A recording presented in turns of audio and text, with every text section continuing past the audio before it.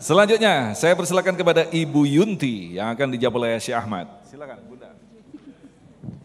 Bismillahirrahmanirrahim. Assalamualaikum warahmatullahi wabarakatuh. Pak Ustadz, ini masalah gaji upah pekerja ya Pak. Karena saya dengar ada satu hadis di mana Rasulullah bersabda, bayarlah upah atau gaji pekerja sebelum keringatnya kering. Permasalahannya Pak, kita sebagai pelaku usaha atau bisnis, di mana kita kalau mau menggaji karyawan kita itu berdasarkan tagihan Pak. Tagihan kita pada saat kita tunggu untuk menggaji karyawan itu belum keluar. Akhirnya mundur. Nah, berarti kita kan menunda gaji karyawan yang seharusnya sudah kita bayar. Satu pertanyaan saya, ya Allah, apakah kita tetap gaji karyawan itu sesuai kemampuan kita dengan catatan kita gaji di tangga yang tepat tapi tidak penuh. Misalnya separuh dulu tapi semua kena, atau kita tetap gaji sesuai dengan gaji haknya mereka tapi tidak semua dapat gaji. Nah itu mohon penjelasannya dan hukumnya gimana. Terima kasih Pak. Assalamualaikum warahmatullahi wabarakatuh. Waalaikumsalam warahmatullahi wabarakatuh. Syekh Ahmad. Bismillah walhamdulillah. Salatu wassalamu ala sayyidina Rasulillah wa alihi wa sahbihi wa man wala. Menjawab pertanyaan Bunda yang bertanya tadi, kembali kepada kesepakatan Anda bersama karyawanmu. Pertama, ada orang bilang, Bapak kerja sama saya, kalau saya sudah dapat uang penghasilan saya bayar, dan dia setuju. Tapi ada karyawan yang memang kesepakatan perjanjian akadnya dari awal untuk membayar gajinya tanggal 25, 26, 27 dan seterusnya. Itu harus sesuai kesepakatan. Kalau seandainya Bunda memang tanggal 27 atau 28 atau 30, Bunda harus membayar zakat sesuai kesepakatan. Ternyata ada sesuatu kendala yang tidak di luar kemampuan Bunda atau teman-teman pengusaha yang lain atau perusahaan manapun.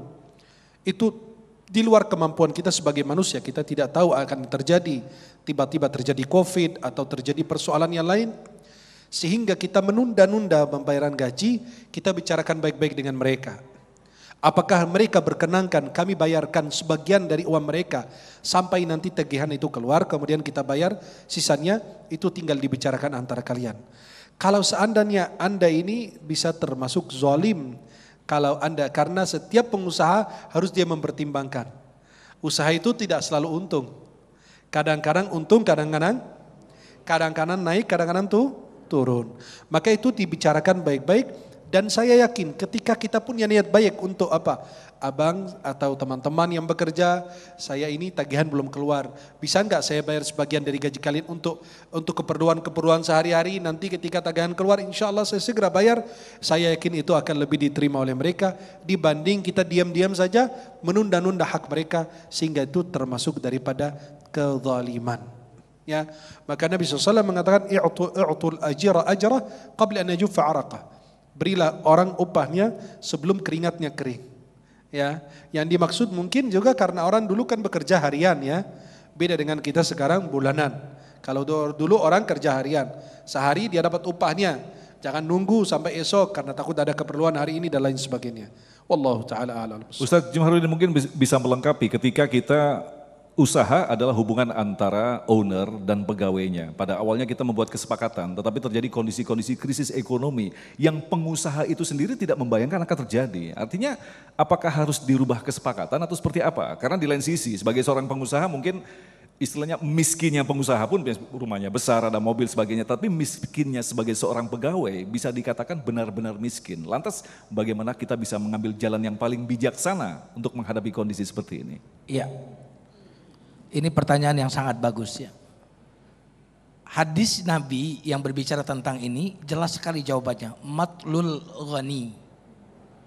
Matlul artinya menunda-nunda, al-ghani orang yang ada untuk membayar.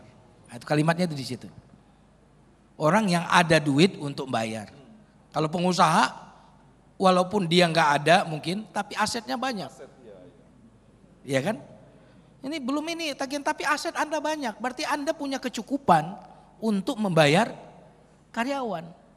Itu adalah zulmun, kezaliman. Dalam hadis yang lain disebutkan layul wajid yuhillu irdahu wa ukubatahu. Orang yang memiliki kemampuan untuk membayar karena aset-asetnya banyak dan sudah waktunya harus bayar, itu kalau dia nggak bayar, itu kehormatannya itu bisa kita bisa kita gibain. Bahkan kita boleh adukan ke pengadilan atau ke kejaksaan atau pengadilan untuk kemudian dihukum orang itu. Sampai Nabi mengatakan menghalalkan kehormatannya kemudian untuk disebarkan kepada orang lain. Untuk digibahi bahwa orang ini adalah orang yang menunda-nunda. Nah, jadi ingat nih para pemilik perusahaan, tapi di TV One udah dibayar ya? Alhamdulillah ya. Ya, mudah-mudahan ustadznya udah dibayar juga nih. Amin ya rabbal alamin. Nah, mudah-mudahan karyawan-karyawan kita, bagaimana kita mau dicepatkan oleh Allah gaji kita, perusahaan kita mau tingkatkan income-nya, kita mau cepatkan naiknya, tapi kita menunda-nunda hak orang lain. Anda tunda hak orang lain, Allah tunda juga rezeki Anda.